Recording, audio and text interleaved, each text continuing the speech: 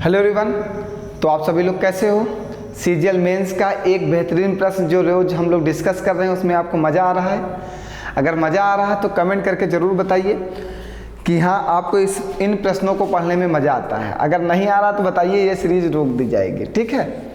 आपके डिमांड के अनुसार ही कार्य किया जाएगा। तो आज का प्रश्न है सीजीएल मेंस 2019 के पेपर में पूछा गया। क्या है प्रश्न? किसी कक्षा के अनुभाग ए और बी, मतलब एक कोई क्लास है उसमें दो भाग हैं, एक ए है और एक बी है। जैसा जैसा बोले वैसा वैसा लिख रहा हूं मैं छात्रों की संख्या क्रमशः 40 और 50 है। यहाँ पे हमेशा हम लोग क्या लिखते हैं? संख्या। ऐसे ही प्रश्नों की हमने 2 क्लासेस पढ़ाई हैं। अगर किसी को कम समझ में आएगा तो वो क्लासेस जरूर देख लेगा। यहाँ पे नीचे हम लोग हमेशा संख्या लिखते हैं, ठीक है। और सीजीएल मेंस ऐसे प्रश्नों को लगातार पूछ रहा है। नीचे हम लोग संख्या का रेशियो लिखते हैं। तो कक्षा ए में 40 विद्यार्थी, कक्षा बी में 52 विद्यार्थी। ठीक, आगे बढ़ते हैं।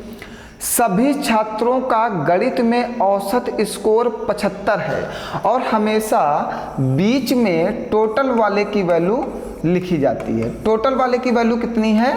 75 है। बताइए, जो टोटल वाली वैल्यू होती है वो हमेशा कहाँ लिखी जाती है? बीच में। तो टोटल वाली जो वैल्यू लिखोगे आप हमेशा कहाँ लिखोगे?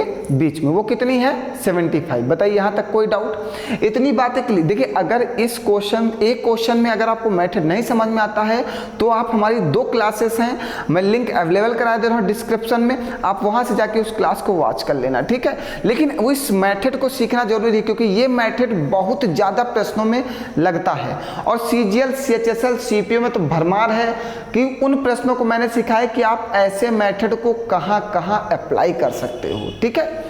तो बीच में टोटल वाली वैल्यू रखी जाती है। अब आगे क्या कह रहा है?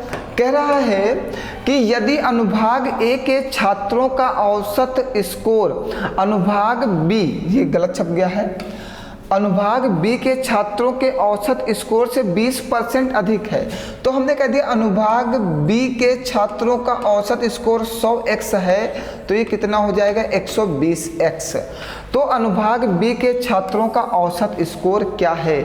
हमने कहा अनुभाग बी के छात्रों का औसत स्कोर 100x है और ये ए का कितना हो जाएगा? 20% अधिक है। तो 100 में 20 जोड़ दो, 120x हो जाएगा। चलिए अब कैलकुलेट कर लेते हैं इसको जल्दी से। ये कटेगा 4 से, 4 एक नम 4 और ये 13 चौको 52। इसका गुणा इसमें हो जाएगा तो ये हो जाएगा 1200x और बीच में प्लस, फिर इसका गुणा इसमें कर देंगे तो 1300x। सुनते जाइएगा बस। और 10 बीच नीचे क्या आता है? इन दोनों का योग, इन दोनों का योग अपॉन में, तो 13 और 10 23 और बराबर में टोटल वैल्यू, बराबर में टोटल वैल्यू। अब चलिए कैलकुलेट करते हैं इसको। कभी भी कैंसिल आउट करने का काम मत करना। इस 23 का मल्टीप्लाई 75 में हो जाएगा, तो 23 गुणे 75 बटे में क्या आएगा? 1200, 1300 कितना होगा? 2500। तो x को यहाँ पे रख देना और जो वैल्यू होगी 2500 उसको बटे में भेज देना। बताओ कोई परेशानी? आप लिख के देख लेना, कोई भी परेशानी नहीं होगी, ठीक है। इन दोनों का योग कितना? हमने इस 23 को यहाँ भेज दिया और इन दोनों का योग कितना होगा? 2500। तो x को यहीं ही रोक लिया और 2500 को अपॉन में भेज दिया। तो x की वैल्यू कितनी आ गई? 23 गुणे 75 बटे 25 को। अभी आपने x की वैल्यू निकाली है, आपसे आंसर पूछा तो अनुभाग बी के छात्रों का औसत स्कोर क्या होगा? अभी आपने अनुभाग बी के छात्रों का औसत स्कोर नहीं निकाला क्योंकि आपने माना है कि अनुभाग बी के छात्रों का औसत स्कोर 100x है। तो ये वैल्यू आप यहाँ पे ले जाके पुट करिए, तब आपका आंसर आएगा। चलिए आइए, 100 और मल्टीप्लाइड बाई 23 और गुणे 75, x की वैल्यू मैं रखे दे रहा हूँ अपॉन में 2500। तो देखिएगा ये 2 जीरो से 2 जीरो कट जाएंगे और 25 तिया 75 कटेगा और 23 तिया 69 मीन्स 69। तो अनुभाग बी के छात्रों का औसत स्कोर कितना हो जाएगा? 69।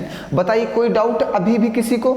तो अभी हमने x की वैल्यू निकाली थी, इस वैल्यू को ले जाके जब आप पुट करोगे तब आपको आंसर प्राप्त होगा।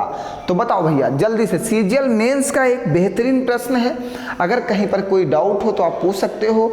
हमने इस मेथड पे डिपेंड 2 क्लासेस दी हैं जहां पे हमने ये बताया है कि ऐसे मेथड का आप ज़्यादा से ज़्यादा प्रयोग किन किन प्रश्नों में कर सकते हो।